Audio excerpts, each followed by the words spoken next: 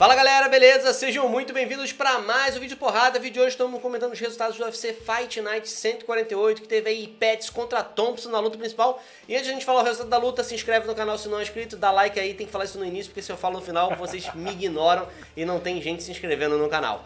Mas essa luta, ela acabou com um nocaute do Pettis no segundo round. É isso mesmo que você está ouvindo. Agora só um segundo. Vai colocar agora um trecho do que eu falei no vídeo de pré-evento, neste momento. O nocaute do Pettis, primeiro round, vai calar a boca de todo mundo, hein? Anota aí. Eu só errei o round, como vocês podem ver. Então, eu falei que o Pettis iria chocar o mundo, não errei. De qualquer maneira, cara, impressionante. E é por isso que MMA é um negócio super maneiro. Todo mundo tava considerando que essa luta iria ser um atropelo, né? Um assassinato. A gente mesmo falou isso em outros vídeos, né? Mas eu deixei muito claro que estão subestimando demais o Pettis. O Pettis não é cara para ser subestimado, ele não é um lutador qualquer.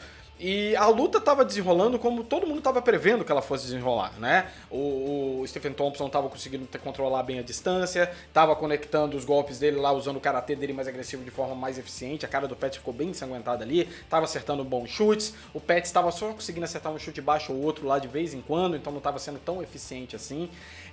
E a luta estava caminhando de vento em polpa pro Stephen Thompson, né? Até no segundo round, quando aconteceu o nocaute, na minha opinião, o Thompson estava vencendo a luta até aquele momento. E deixando o nocaute de lado, é só para vocês terem ideia de como o brilhantismo do Pettis acontece, como a gente sempre fala, né? Antigamente o brilhantismo do Pettis acontecia com um pouco mais de frequência, né? Era, na verdade, a regra que iria acontecer em algum momento antes da luta. Hoje em dia não. Ele pode ou não acontecer, é um negócio bem mais irregular. Só que quando acontece, é exatamente isso que acontece. Ele consegue um brilhantismo, um momento ali que ele consegue pegar certinho onde deveria e conseguiu esse nocaute. Muita gente perguntou no nosso vídeo, na nossa live lá, se o Pettis, porque o Pettis não teria poder de nocaute para nocautear o Thompson.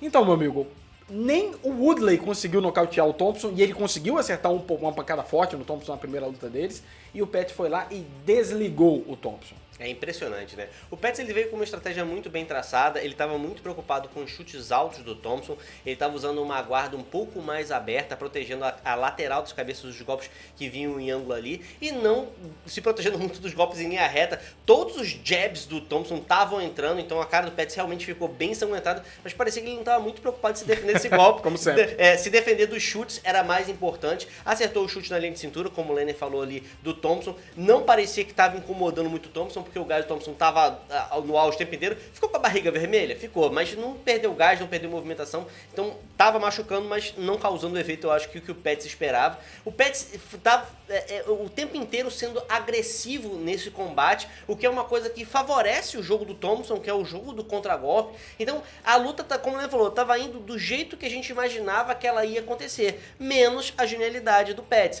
O Pettis, a descrição da luta que eu mandei até no Twitter foi o seguinte: o Pettis ele venceu o combate com um nocaute, com um Superman Punch, com bundada na grade para dar impulso. É essa a técnica que ele usou. Parece que se impulsionar na grade é uma coisa que vai ficar na marca do Pettis para sempre, né? Usar a grade já é uma marca registrada dele.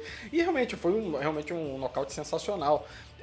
Obviamente, na minha opinião, não foi o melhor lutador que venceu, mas isso acontece, né? Se eu fosse botar os dois para lutar de novo, eu apostaria novamente no Thompson, né? E isso que eu queria deixar bem claro, porque a luta casa bem pro Thompson. A gente deixou isso muito claro, que a estratégia do Pettis ser agressivo era certa, mas ao mesmo tempo prejudicava ele. Então a faca de dois gumes. Para ele vencer a luta, ele tem que ser agressivo, mas ao mesmo tempo ser agressivo poderia fazer ele ser derrotado. Ele tem que ser agressivo, mas tem que suportar o que o Thompson vai devolver, né? E ele poderia aguentar ali durante alguns anos. Eu não sei se ele iria aguentar por tanto tempo. Isso aí. Infelizmente ele conseguiu ali finalizar essa conta ali no segundo round. Mas, novamente, o brilhantismo do Pettis aparece. E é isso que acontece.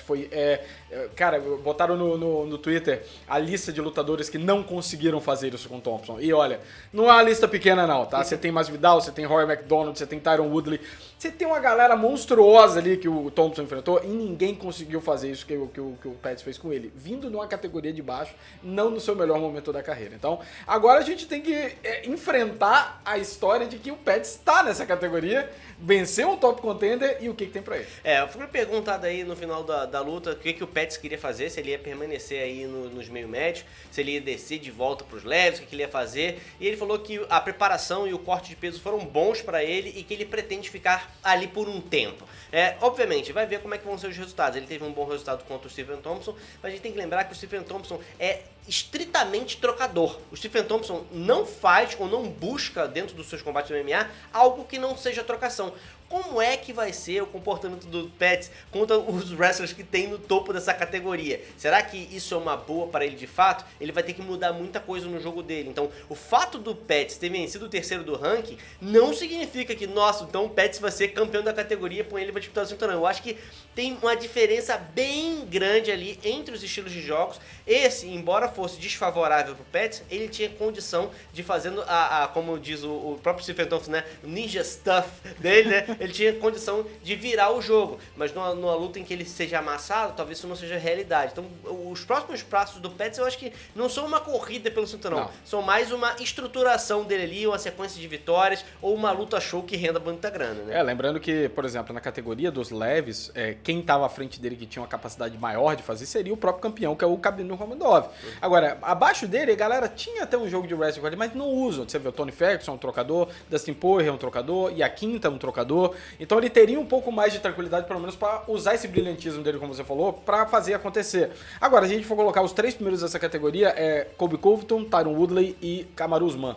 São pesadelos no estilo de jogo contra o Pettis, porque o Rafael dos Anjos já mostrou isso, né? O jogo para você conseguir realmente anular esse brilhantismo do Pettis acontecer é abafar, é botar pressão, jogar no clinch, quer dar o máximo que você puder, ou o Pettis vai conseguir te finalizar, que não é, se você tiver ali um wrestling de muita qualidade, ele vai ter dificuldades, e pode ser isso que aconteça com ele. Então é uma categoria muito difícil para ele chegar no ouro. De qualquer maneira, tem boas lutas para ele, né? A gente acha que o Rafael dos Anjos é um bom combate, né? Eles já se enfrentaram, para quem não lembra, né? O Rafael dos Anjos venceu o Pettis quando o Pettis estava no seu auge, conquistou o cinturão dos leves Show batendo. is over. Show is over, fera. Ele falou no ouvido do Pettis no último round.